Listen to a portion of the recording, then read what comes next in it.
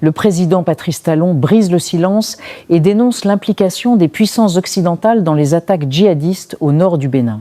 Depuis plusieurs semaines, une situation d'une gravité extrême secoue le Bénin, particulièrement dans sa région septentrionale, où les attaques de groupes djihadistes ont semé la terreur et la désolation parmi les populations locales. Les incidents récents ont mis en lumière non seulement la vulnérabilité des habitants, mais également les tensions internes et les dysfonctionnements dans la gestion sécuritaire du pays. À l'origine de cette polémique, la publication d'une photographie d'un officier du 6 bataillon Inter-Afrique attribué à la hiérarchie militaire a déclenché un torrent de réactions, révélant une situation plus complexe qu'il n'y paraît. La légende accompagnant la photo faisait état d'une inquiétude majeure concernant un de ces officiers, décrit comme étant d'origine Peul et accusé de maîtriser l'opération Mirador tout en ayant déserté sa base. La publication affirmait que cet officier était en contact avec les groupes terroristes, que ses transmissions étaient faibles et que sa disparition mettait la communauté en danger.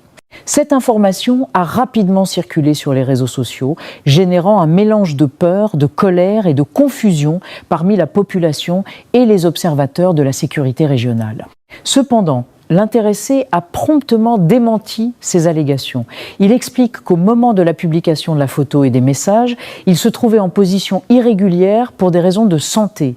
Il avait été indisposé et avait suivi un traitement traditionnel conforme aux pratiques locales, ce qui justifiait son absence temporaire de la base. Selon lui, le signalement d'une désertion ou d'une implication dans des actes criminels est non seulement infondé, mais traduit également un mépris de la hiérarchie militaire pour sa situation réelle et pour les pratiques culturelles, sanitaires locales.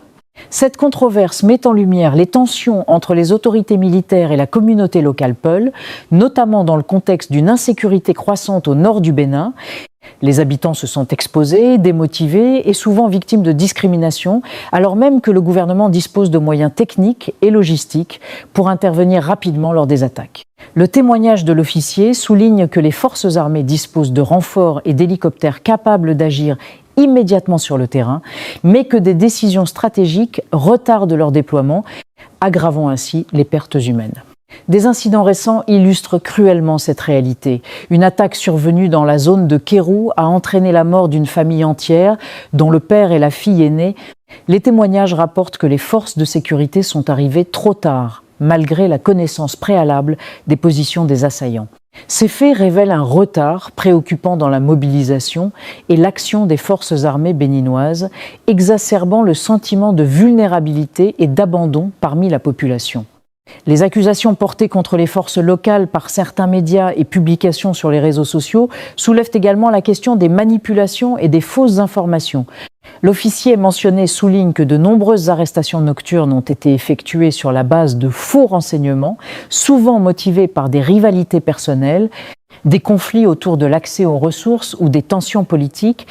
Ces arrestations, parfois arbitraires, contribuent à fragiliser davantage le tissu social et à accentuer la méfiance entre les communautés et l'armée.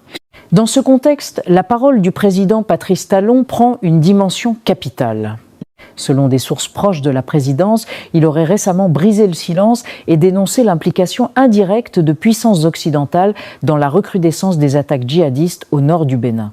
Il met en avant la complexité géopolitique de la région où certaines interventions étrangères, tout en étant officiellement orientées vers la stabilisation, pourraient avoir pour effet de retarder ou d'entraver l'action des forces locales.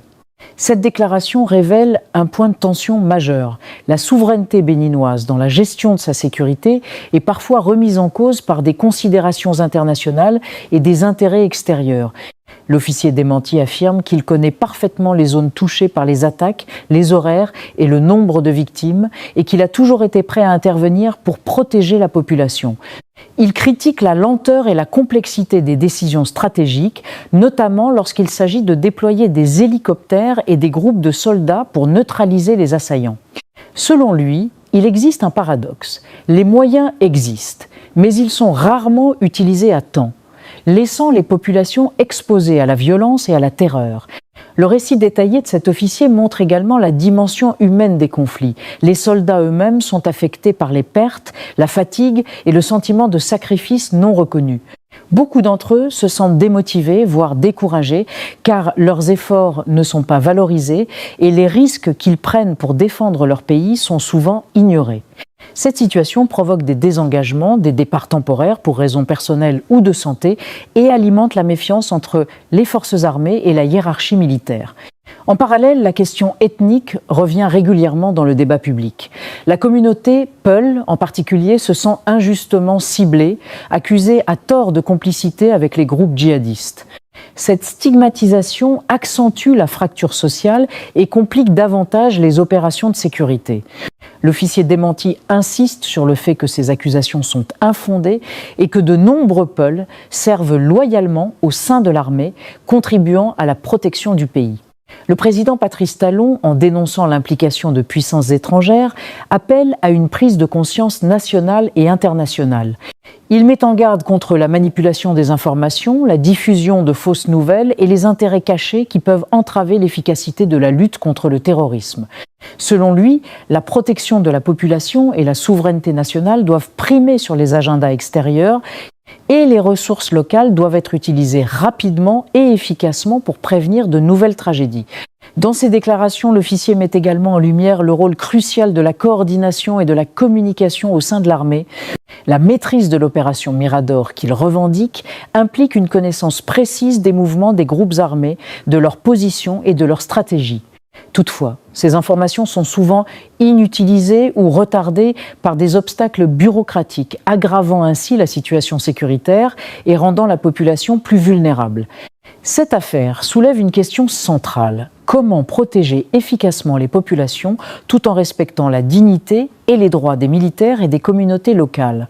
Les réponses semblent complexes, mais elles passent nécessairement par une transparence accrue, un dialogue ouvert entre les autorités militaires et civiles et une reconnaissance des sacrifices consentis par les forces engagées sur le terrain.